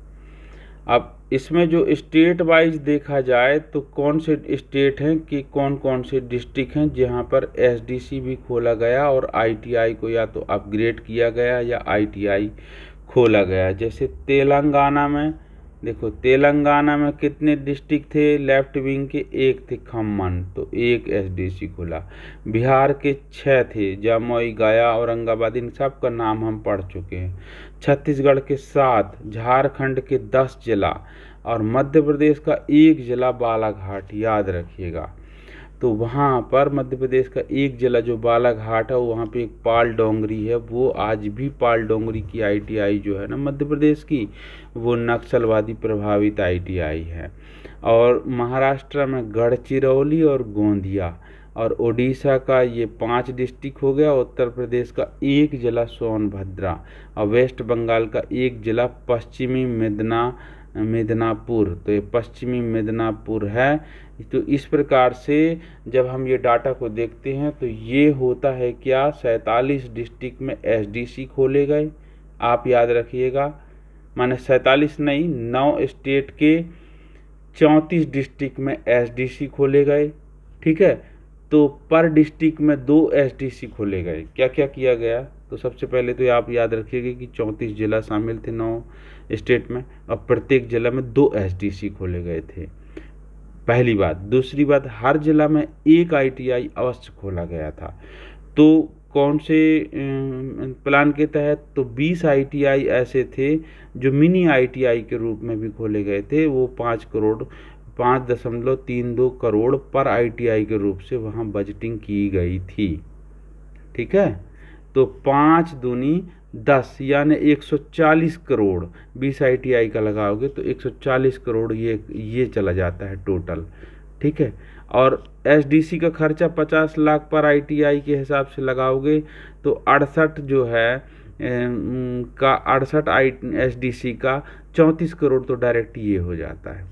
अब 14 आईटीआई जो है, 20 आईटीआई को 5.32 करोड़ के रेट से और 14 आईटीआई को 7.34 करोड़ के रेट से खोला जाता है, तो ये भी 102 करोड़ लगभग होता है। तो 140, 102 और 34, और इसके बाद जब आगे आते हो तो इसमें क्या किया गया है कि वन टाइम ग्रांट के रूप में आईएमसी भी गठित किया गया उन आईटीआई में, और उन आईटीआई में जो आईएमसी है, तो आईएमसी में एक बार एक मुश्त पैसा दिया गया कि उस पैसे के ब्याज से तुम वहाँ पर अपना संस्था में कुछ खरीदा और व्यापार, मतलब जो उनका प्रोग्राम आप रन कराते हैं ना, वो मूलधन के रूप में बैंक में जमा रहेगा।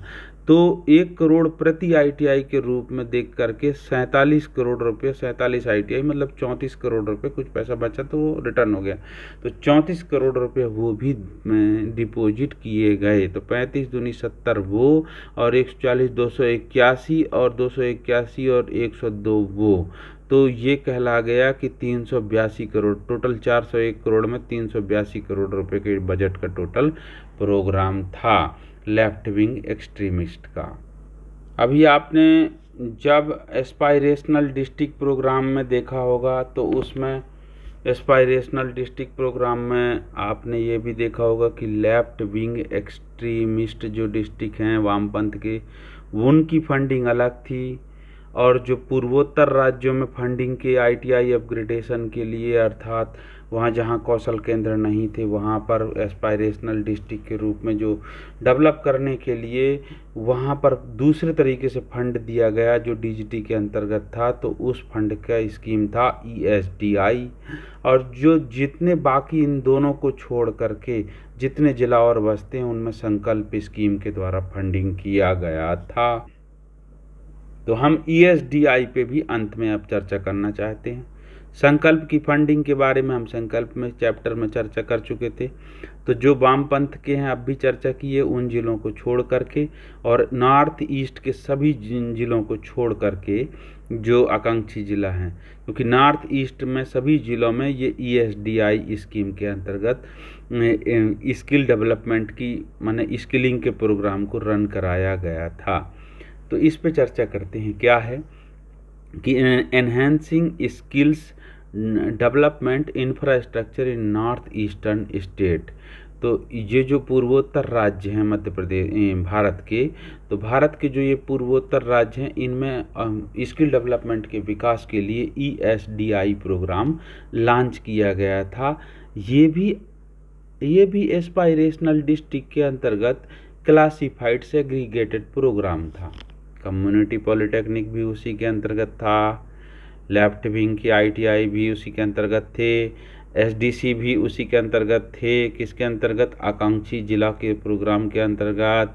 और ईएसडीआई जो ये ईएसडीआई नॉर्थ ईस्ट जोड़ लिया करो, तो नॉर्थ ईस्ट के जो स्टेट्स हैं भारत के पूर्वोत्तर राज्य के, उनमें आईटीआई के जो अपग्रेडेशन या बनाए जाने नया आईटीआई खोले जाने की जो स्कीम थी वो ईएसडीआई थी, वो उसी के अंतर्गत थी आकांक्षी जिला प्रोग्राम के। तो इसमें ये लेकिन एक चीज़ और हम आपको बता देते हैं कि ईएसडीआई का जो ये प्रोग्राम था ये कोई आकांक्षी जिला आने के बाद नहीं था। आकांक्षी जिला तो आते हैं 2011-18 में, और जो ईएसडीआई का प्रोग्राम है वो बहुत पहले से 2011 से चलते आ रहा है। ठीक है, तो इसका क्या है, थोड़ा इसको भी हम ब्रीफली डिस्कशन करते हैं। हम इसलिए यहाँ पर ESDI को लेके आए कि जो MSDE के द्वारा एस्पायरेशनल डिस्ट्रिक्ट का जो प्लान, डेवलपमेंट प्लान दिखाया गया, जिस पे हम डिस्कस किए थे ना, तो उस पे ये साफ साफ कह रहा था कि नॉर्थ ईस्ट पे ITI के लिए ESDI का फंडिंग का प्रोग्राम, फंडिंग को यूज किया गया है, ऐसा बताया था। तो इस पे देखिएगा आप, फरवरी 2011 से 2020 31 मार्च तक ये प्रोग्राम रन किया। 420 करोड़ का ये प्रोग्राम था, ESDI का प्रोग्राम। इसके अंतर्गत क्या है, upgradation of 22 ITI by introducing 3 new trade पर ITI with 100% central government funded. यानी जो है 22 ITI में 3 नए ट्रेड का बिल्कुल वहाँ पर इंफ्रास्ट्रक्चर खड़े करना, कैपेसिटी बिल्डिंग करना, TO का भर्ती कराना, वहाँ पे इंस्ट्रक्टर की भर्ती कराना, इंफ्रास्ट्रक्चर का साथ साथ पूरा वहाँ पर उसकी अफिलिएशन तक की पूरी खर्चा सेंट्रल गवर्नमेंट के हाथ में थी। अर्थात 3, तो इसमें टोटल खर्चा कितना गया, 4668 करोड़ सेंट्रल गवर्नमेंट के द्वारा। अब नंबर 2 ESDI का प्रोग्राम क्या है, supplementing infrastructure deficiencies in 28 ITI by constructing new hostel boundary wall and supplementing old tool and central funding 100%।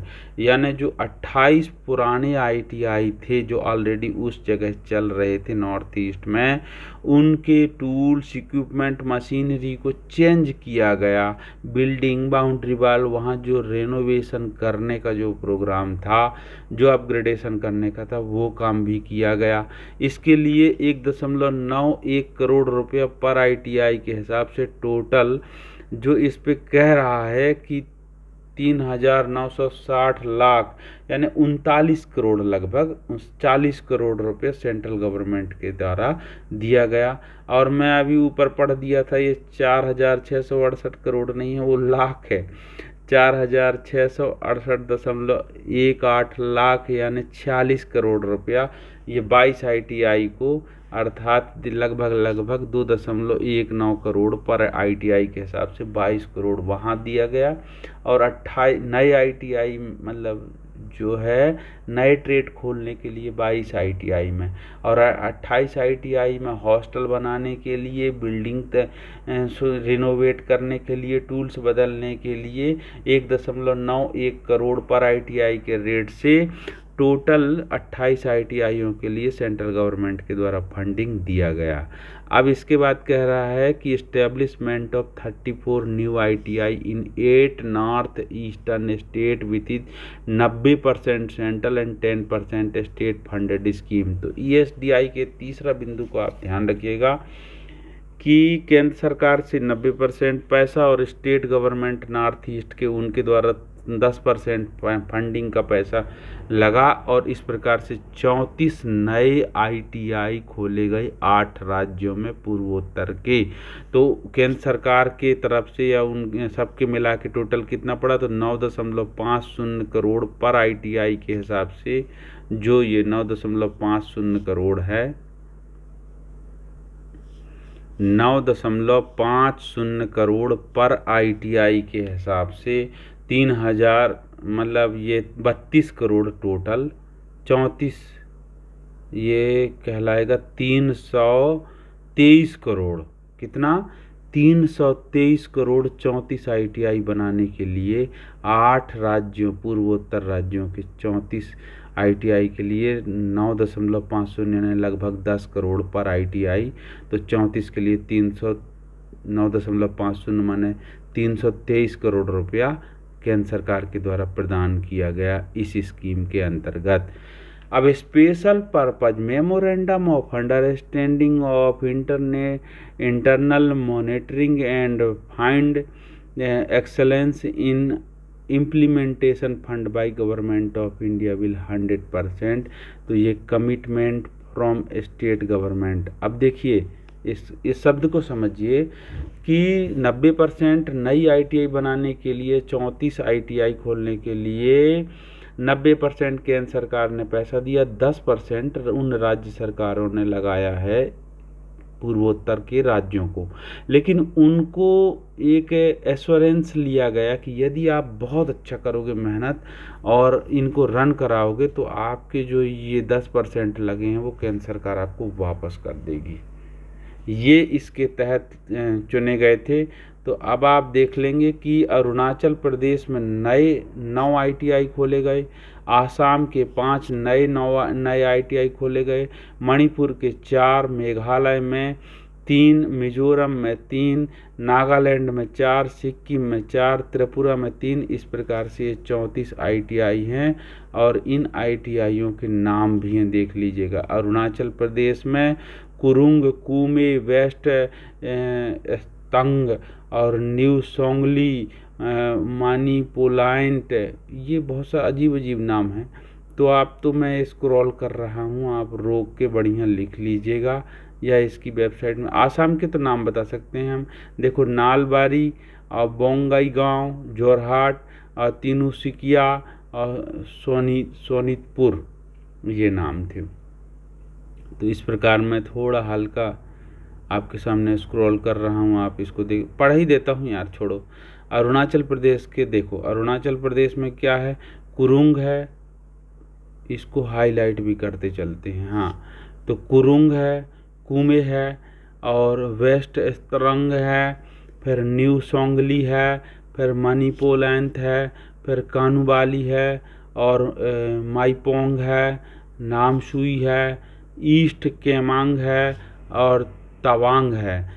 Tawang घाटी नाम सुने होंगे। तो ये अरुणाचल प्रदेश के 9 जिला हो गए, 9 ITI हो गए। आसाम के 9 ITI में ये देखो नलबारी है और बोंगाईगांव है, जोरहाट है, फिर तिनसुकिया है और सोनितपुर हो गया। अब मणिपुर में हम आते हैं, तो मणिपुर के कौन कौन कहला गए मणिपुर के, तो मणिपुर के है कोंगपोकी और सेकिमाई और फर्जवाल और नोने। यार हम जाएंगे, हमको तो भगा देंगे वो लोग कि तुमसे बोलता नहीं बनता, हमारे गांव का नाम अच्छा से बोलता नहीं तू। तो हम बोलेंगे यार अहम इंडियन। तो देखो मेघालय के 3, ये माओक्यावत और अम्पाती, ईस्ट जयंतिया हिल्स, जयंती, गारो, खासी, इनको खूब रट रट के पढ़े। देखो मिजोरम के 3 हैं, ये चाम्फाई, सरछीप और क्योलासीब, ये 3 डिस्ट्रिक्ट कहला गए। नागालैंड के देखा जाए तो नागालैंड जो है ना, नागालैंड में है दीमापुर, पेरेन और लोंगलेंग और खीपरे। याद कीजिए खीपरे, जो अब हम एस्पायरेशनल डिस्ट्रिक्ट में पढ़ रहे थे ना, तो यहाँ पे एक भी ना पॉलिटेक्निक ना प्रधानमंत्री कौशल केंद्र से, और देखो सामने खुल गया।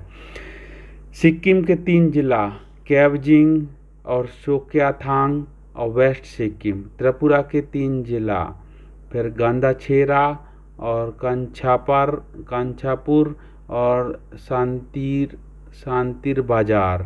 तो इस प्रकार से देखो 34 ITI ESDI प्रोग्राम के अंतर्गत खोले गए। तो आकांक्षी जिला प्रोग्राम में जो जो नाम लिया गया था, ESDI की फंडिंग ESDI स्कीम से है, तो देख लो दिख गया। ESDI की टोटल 466,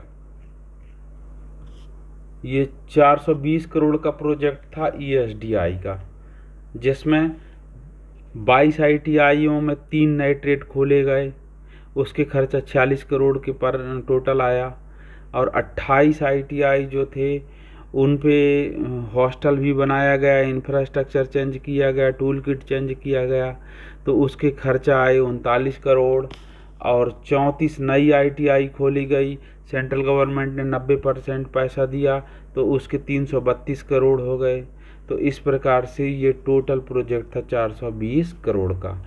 और लेफ्ट विंग जो डिस्ट्रिक्ट्स थे, और लेफ्ट विंग डिस्ट्रिक्ट्स में देखा जाए तो ये क्या था, ये टोटल जो था लेफ्ट विंग एक्सट्रीमिस्ट का डिस्ट्रिक्ट का जो टोटल था वो 401 करोड़ का ये भी था।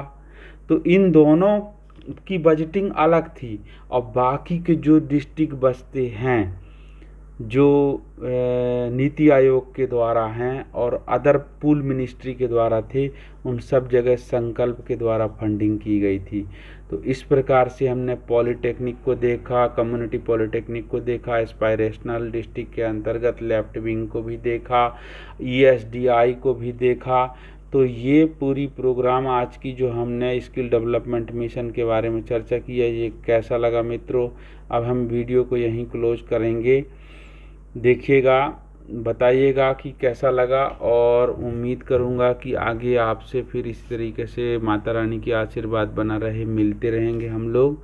और मुझे सलाह अवश्य दीजिएगा मेरे चैनल को प्रमोट करने के लिए, आप अवश्य थोड़ा मुझे सपोर्ट कीजिएगा इसमें। और जो अगली वीडियो में अब हम देखना चाहेंगे जो स्किल डेवलपमेंट एंटरप्रेन्योरशिप से रिलेटेड क्या पार्ट है, जैसे अप्रेंटिसशिप के एक्ट क्या क्या हैं, फ्लेक्सी MOU के अंतर्गत ट्रेनिंग पार्टनर कौन कौन हैं, MSDE के सेंट्रल वर्ल्ड के बड़ी बड़ी एजेंसीज़ के साथ या दूसरे देशों के साथ क्या MOU साइन हुए थे, MSDE के हमारे इंडिया के ही दूसरे प्राइवेट पार्टनर्स के साथ क्या MOU साइन हुए थे, DGT के किन के साथ साइन हुए थे, MOU साइन कितने हुए थे, फिर फ्लैक्सी MOU का RDSDE या NSTI से किन के साथ हुआ था, साइन हुआ था, इन पे भी डिस्कस करेंगे।